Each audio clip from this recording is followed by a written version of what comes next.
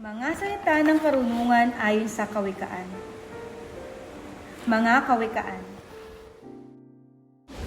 Chapter 12. Ang taong may unawa ay tumatanggap ng payo, ngunit ayaw mapaalalahanan ang matigas ang ulo. Si Yahweh ay nalulugod sa taong matuwid, ngunit sa masasama siya ay nagagalit. Ang makasalanan ay hindi mapapanatag, ngunit ang matuwid ay hindi matitinag. Ang mabuting babae ay karangalan ng asawa, ngunit kanser sa buto ang masamang asawa.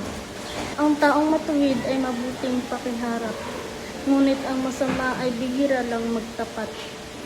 Pumapatay ng lihim ang mga pangungusap sa masama, ngunit ang salita ng matuwid ay nagliligtas ng kapwa.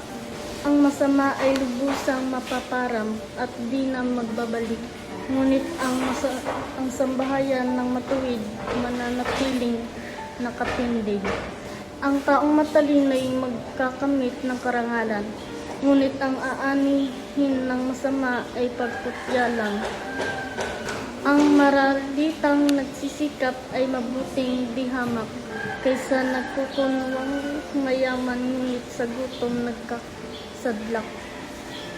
Kahit sa kanyang mga hayop ang matuwid ay mabait, ngunit ang masama kahit kanino ay sadyang mabagsik. Ang taong masipag ay sagana sa lahat, ngunit ang isang hangal sa yaman ay salat. Ang nais ng masama ay puro kasamaan, ngunit ang tungtungan ng matuwid ay hindi magmamaliw. Ang masama ay huhuli sa salita ng kanyang bibig, ngunit ang matuwid ay malayo sa ligalig. Ang kakampi ng tao ay batay sa gawa o salita. Bawat isa ay tatanggap ng karampatang gantimpala. Ang akala ng mangmang ay siya lamang ang tama, ngunit handang tumanggap ng payo ang taong may unawa. Ang pagkainis ng mangmang kaagad na halata, ngunit ang mga matalino di pansin ang pagkutya. Sa pagsasabi ng tapat, lumilitaw ang katarungan, ngunit ang pagsisinungaling ay lumilikha ng kapahamakan.